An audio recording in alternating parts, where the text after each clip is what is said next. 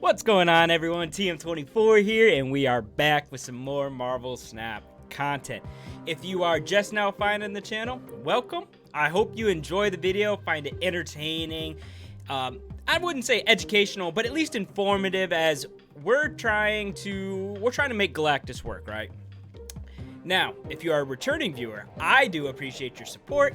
My llama here appreciates your support as well. But let's talk about Galactus, right? He was recently nerfed, and that kind of stinks. I'm going to say something a little bit controversial here, but I do enjoy playing Galactus. Now, I don't like the brain dead Yondu, Wolverine, Electro, Doc Ock Galactus. I prefer to play mine more as like a surprise Galactus. I like using Green Goblin and Hobgoblin and setting up Galactus without them even knowing I'm setting it up. So, with him being reworked, I figured it was time to make another Galactus deck and see if we can make it work.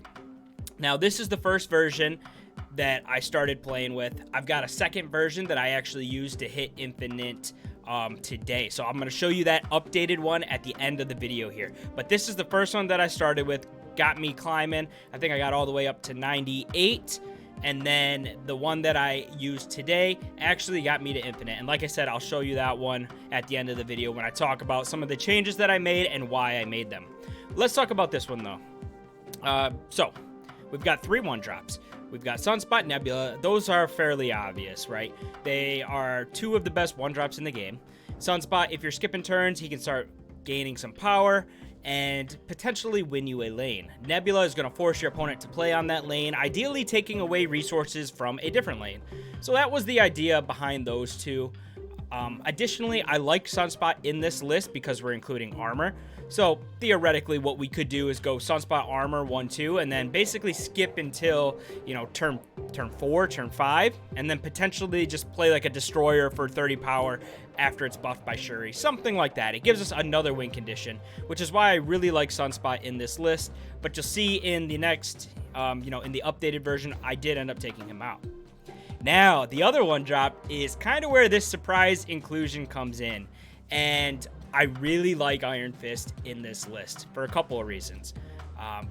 Typically, our opponent has no idea what we're doing with it, and it can set up some really advantageous positions here. So, Iron Fist, ideally, we're using with Shuri or Spiderman. And you've got to make that decision fairly early on, depending on how your hand is playing out. You've got to make that decision typically by 3. Because if you're going to play it with Spider-Man, you need to get Iron Fist down on 4. If you're going to play it with Shuri, then you can wait until 5. So it gives you a little bit more time. I prefer going Spider-Man because a lot of the times your Galactus is a little bit cleaner. In this game right here, as you can see, Shuri went off on Kamar-Taj, and our Galactus got up to 28 power. That was a super nice win. Really did enjoy that one. But the other cards in this list, we've got Daredevil and Armor as our 2-drops. I talked about Armor a little bit as protection for Sunspot, potentially giving us another way to win, allowing Destroyer to come down, but we won't necessarily lose our whole board. Daredevil, kind of obvious, right? He is a 2-drop that is going to give us information, and that's huge with this deck because you're trying to set up Galactus without them knowing it, so you need all the information that you can get. Again, why I love Daredevil in this deck. Our only 3-drop is going to be Green Goblin. I love being able to put that down on our opponent. That also kind of gives you another line of play here, right? You can go Green Goblin on 3, 5. If you can get Hobgoblin onto that same lane, a lot of times just dropping Galactus down is going to be enough to win you that lane. So you've got a few different ways to go about making your Galactus work, or potentially you're playing Destroyer, destroying those other lanes, and maybe you win because your opponent only has a Green Goblin and a Hobgoblin on one lane. So you kind of got another option there. Now, Shuri, I talked about her with Iron Fist, and I talked about her potentially being, like a catalyst to get our Destroyer up to 30 power. Maybe we don't draw a Destroyer and she can hit Chavez for 18, something like that. Shuri definitely has some utility in this deck, but I believe I cut her in the new list. I'm pretty sure. I'll have to, we'll see at the end of the video, but I think she's one of the ones that ends up going. Now, our 5-drops, we've got 2 of them. We've got Hobgoblin and we've got Spider-Man. And Spider-Man, we're trying to set up that Iron Fist into into Spider-Man on 5, locking down a lane, stopping our opponent from playing on that lane, meaning that they don't have a shot. We should win that. In this instance, we're going to use Spider-Man to lock them out of a different lane. So again, Spider-Man still has some utility here and can definitely, definitely help you out. In this instance, their morph actually turned into our Galactus. We played Spider-Man there anyway, locking them out. This was a little bit of a lucky win, but hey, we will take that. Now, our other 5-drop was Hobgoblin, right? And he's there, like we said, to disrupt our opponent. Playing just a Hobgoblin on 5 into an empty lane and then your Galactus, that's 15 power that they're going to have to overcome, which can be really, really tough. So I really like the inclusion of Hobgoblin. Again, gives you another way to get your Galactus down. Our 6-drops, we've got 3 of them. Chavez is in there for consistent draw. Ultimately, maybe a desperation 9 power if you can get her into a lane that maybe you can flip. Maybe your opponent's already filled it up. Chavez kind of has that utility, but really I'm looking at her as more of a consistent draw. Destroyer, we talked about a little bit. 15 power is a lot, and if he can be buffed by Shuri, potentially he can win a lane on his own. He would destroy Shuri, so he would win it on his own. And then we've been talking about Galactus this whole time. He is the key. We're trying to get him down, hence why we've got Chavez, so that we can make sure that we're drawing him. And, that is the game plan. So I'll walk you through a couple of these games, talk about decision making and why we did what we did here. And then I will show you that updated list. So in this instance, we've got Galactus, but we don't have either Shuri or Spider-Man as of right now. So what we're going to try and do is win a lane a different way. And we feel like we can do that by potentially filling that Shadowland with a bunch of bad cards. So we throw our Green Goblin in there. They do use Polaris to pull our armor. So what are we going to do? We're going to try and fill that lane then. We know that we could skip 4 fairly easily. Or I'm sorry, skip 5 fairly easily, let our Sunspot grow, and give us a shot in Hala. We've got Destroyer, so potentially we can go ahead and, use Destroyer to clear out that Ninja and give us a lane a different way. Daredevil is going to give us some crucial information here, and this is actually a really cool game, really fun game, but I do need to say, sometimes with this deck, you need to take some risk. So we see here, they are going to get a Black Panther down onto Wong. Typically, I think that only means like one of two things, right? Either they're going to play Zola on 6, or maybe it's just to get that Black Panther powered up, and then maybe they're going to play like a White Tiger or something like that and start throwing tigers around. So what are we going to do? We have to counter this some way. We decide to just play Shuri, and our Shuri here is more of a distraction than anything else. We're playing like we're going to put her into the Shadowland so that our 6-drop is going there, but really, we're going to take a big risk here. They do have priority. We see that, and we call it correctly. They send their Zola. It takes their Black Panther, shoves them to the other 2 lanes, also takes Wong away, sends him out there, so they are left with 0 in Baxter Building. And would you know it, we called it perfectly. Galactus comes down, and we get a huge victory. That was probably the most satisfying of the games that we actually won.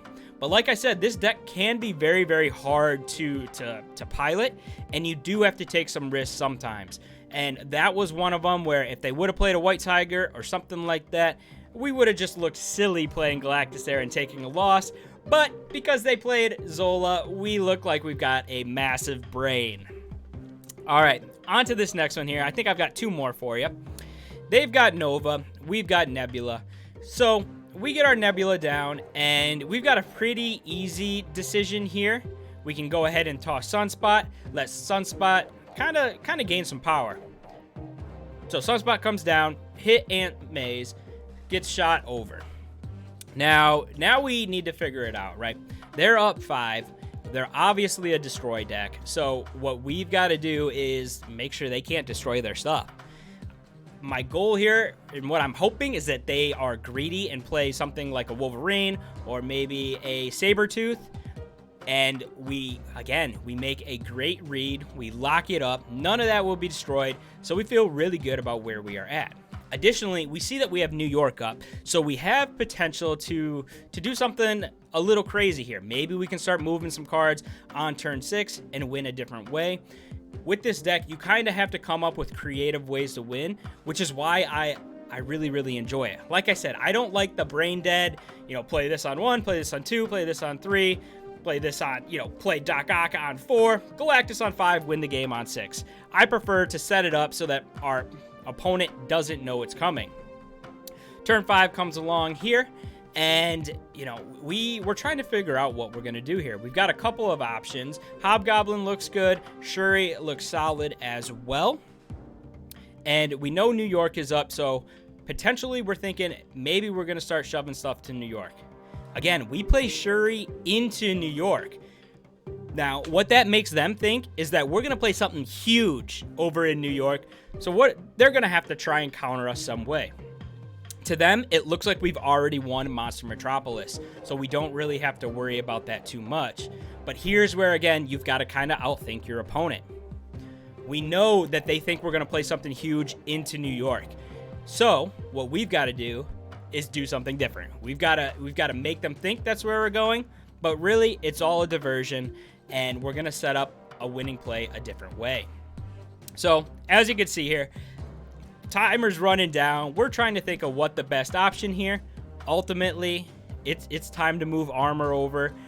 I believe we move Nebula. We might even send Iron Fist as well. And that makes Monster Metropolis look like a really good spot for Destroyer. 15 power. He's going to be the strongest card on the board. Our armor comes down. Destroyer comes out. And we are looking good. They didn't even contest us in Monster Metropolis. Again, they thought we were going big in New York, but by throwing our armor over there, they moved everything else, and we end up getting another huge win. Again, we had to outthink our opponent here, but that's why I love this deck. You've got to make those unusual, those weird plays that get you those wins, and those can be some of the most satisfying ones. Now, like I said, I've tried this deck a bit yesterday. I did a lot of this filming, and then I switched it up. I made some changes, and I'll show you those in a moment. This is the last game that I got here for you. We get Daredevil, which is nice. We've got Iron Fist, so now we're hoping for either a Spider-Man. We've already got Shuri, so we could potentially go, Shuri or Iron Fist into Shuri on 5. Well, not anymore thanks to Dream Dimension. So that kind of wrecks our plan there a little bit, but ultimately not too big of a deal. We still have a shot here. It's time to get Green Goblin down and start to do something. They end up playing into that same lane, playing their own Green Goblin. So, great minds thinking alike here. Tofu, our opponent, must have something crazy going on as well. With him playing Star-Lord, it makes me think that it's probably some sort of a Nebula, Guardians of the Galaxy style deck. Haven't been seeing a ton of Star-Lord. So what we're going to do is we're going to try and load up on Nidavellir and see if we can get a lead there. They play Groot over into the Dream Dimension, and we're fine with that. We're cool. We're chilling. We are just waiting as of right now. It is turn 5. Everything costs 1 more. So we've got to figure out how we're going to win this game. We do have Daredevil, which is great because that's going to give us some inside info about what we got going on here and what, telling us what our opponent's doing so that we can make the best play possible. They've got Sentry, so we know that they're going to send -10 power over into the Dream Dimension. So immediately we start thinking, okay, that gives us a chance to play Galactus there. It'd be really hard for them to come back from -6 down. With our 7 power Galactus, that's 13 to overcome. That could be really tough. So what I want to do here is make sure that I have priority going into turn 6, which is why we play Shuri into the Superflow. Again, now Shuri is a bit of a diversion. They think we're going to play something big there, but in all reality, we have no intention of doing that. We have already baited them. We're ready to go and play our Galactus into the Dream Dimension. They're -6 there, so it's going to be a lot tougher for them to come back there rather than the Superflow. The only thing I was afraid of here was potentially like a Carnage something, But ultimately, I feel like that would have been really tough to pull off, and they weren't really playing a destroy style deck. A Viper definitely could have been a possibility, but again, I felt like that was a little bit unlikely. They could always throw as a Groot, which would be great. They'd have to win the 50-50. If they do, good on them. They win the 50-50, but you know, we've got a clear lane there. We're definitely getting Galactus down. They don't have any idea it's coming. They think we're going to play in the Super Foe because we played Shuri there. And that's part of the reason I did like Shuri in this list. But like I said, I'm pretty sure I cut her in the most recent list. We see them play in the other two locations, and we know that we are golden, and we're going to get another big win. Again, it's all about diversion, distraction, kind of locking our opponent out when we can. As you can see, Tofu was not too happy. He gave me the thumbs up right away. And, you know, I get it. Losing to Galactus can be a little bit frustrating, but not if they play it the right way. All right, so here's the list that we used for the majority of our climb. Now, I already kind of went through it in depth, talked about why we picked the cards we did, but I'm going to show you the updated version. This is the one that I actually used to hit Infinite today, and we'll talk about some of these card choices. As you can see, we cut Sunspot, we cut Armor, we cut Shuri, and we did all this for a few different reasons, right? Sunspot, I wasn't getting a whole ton of value. Destroyer, we cut him as well. We didn't seem like that line of play was winning often enough for us to actually keep it, so we decided to go a different route. We cut, like I said, we cut Sunspot. We brought in Luke Cage. We were seeing a ton of high evolutionary, so Luke Cage felt great having him in our list. We also included Jeff. Jeff, again, kind of works like Shuri. You can put Jeff down on a lane. All they know is we aren't playing Galactus there because we have a card there, but Jeff can move. Again, it's kind of about fooling your opponent, hence why we have Jeff. Additionally, we added Wave and Shang-Chi. And the reason we did that was to give us another line of play. Is allow us to go Wave on 3, Galactus on 4, Spider-Man on 5. Or if we end up needing to, let's say they got something big down, we could always Shang-Chi it away. So we added a couple of different cards. This list looks a bit different, but I actually had more success with this list than the previous one. So we had this list, but we were able to do well. We were able to climb. I like the way this one works, but ultimately I didn't feel like I was just getting the value out of Sunspot, Armor, and Destroyer that we really needed. So we tried to focus more on Galactus, getting Wave in there, allowing us to play Galactus early. Luke Cage just to kind of stop some of those high evolutionary shenanigans. And, Jeff kind of taking that role. Jeff also allows us to get to those locations we otherwise wouldn't be able to. So we didn't necessarily have to play Galactus to win, and we actually ended up winning more games, like I said, with this list than the previous one. If you've all have hung around till now, I hope you enjoyed the video. These have been the two Galactus decks that I used to hit Infinite, and I'd say give them a shot, but it's going to take some time. They are not easy to pilot. I definitely spent a good amount of time practicing and learning this deck, floating between 98 up to 99.9 and then down, and eventually we ended up getting there, but it took some time to do, and it can be very tough to pilot. So just a little word of warning, Galactus still works. You can hit Infinite with them. I did it with this one, so you guys can too. If you've hung around till now as well, I really do appreciate you watching the video. I appreciate the support. If you haven't subscribed or liked the video yet, now would be a good time to do so. But until next time, have some fun.